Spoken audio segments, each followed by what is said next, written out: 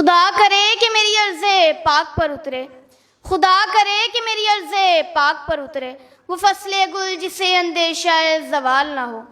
یہاں جو پھول کھلے وہ کھلا رہے صدیوں، یہاں جو پھول کھلے وہ کھلا رہے صدیوں، یہاں خزاں کو بھی گزرنے کی مجال نہ ہو۔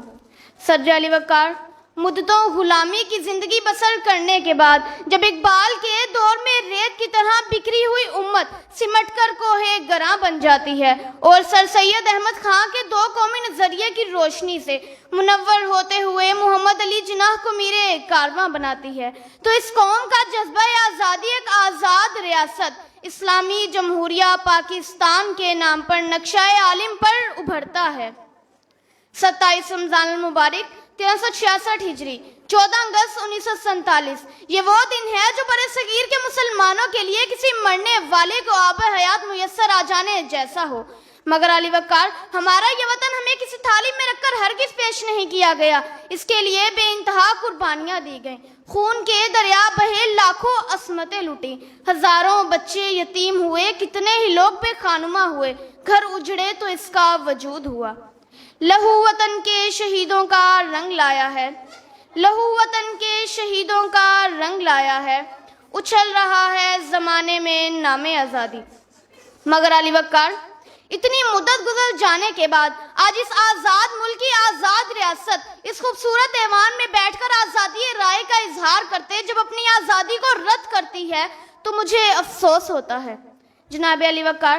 آزادی کے خلاف آنے والی دلیلیں یقیناً غربت، سستی انسانیت اور تعلیم سے محرومی پر منحصر ہوں گی، تو میں یہ بتاتی چلوں کہ غربت اگر غلامی ہوتی تو کسی نسیم حمید نے بین الاقوامی سطح پر سبز ہلالی پرچم کو نہ لہرایا ہوتا۔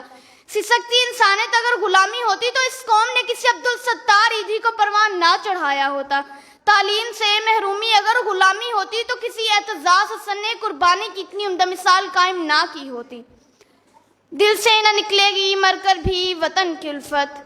دل سے نہ نکلے گی مر کر بھی وطن کی الفت، میری مٹی سے خوشبوئے وفا آئے گی۔ صدر علی وقار، لیکن مخالف سمت سے آنے والوں کا مقصد تو محض نعمت آزادی کو پس پشت ڈال کر حقائق کو جھٹلانا ہے، لیکن جھٹلائیے، جھٹلا سکتے ہیں تو جھٹلائیے۔ ڈاکٹر عبدالقدیر خان کی آزاد سوچ کو جھٹلا سکتے ہیں تو جھٹلائیے، عرفہ کریم کی آزاد ذہانت کو جھٹلا سکتے ہیں تو جھٹلائیے، طاہرہ قاضی کی آزاد شجاعت کو جھٹلا سکتے ہیں تو جھٹلائیے، ایم عالم کی آزاد بہادری کو جھٹلا سکتے ہیں تو جھٹلائیے۔ اپنے ملک میں تعلیم کے میدان سے لے کر کھیل کے میدان تک کی ترقی کو جو نہ جھٹلا سکیں تو آئے میرے ساتھ نعرہ آزادی لگائیں، اور اگر یہ نعرہ لگانے کو دل نہ مانے تو جائیں کسی کونے میں منائے ماتم اپنی ذہنی خود ساختہ غلامی اور مایوسی کا، کہ آپ کو آپ کی ذہنی غلامی اور مایوسی مبارک، اور مجھے میری آزادی مبارک۔ جشن آزادی پاکستان، پاکستان زندہ باد۔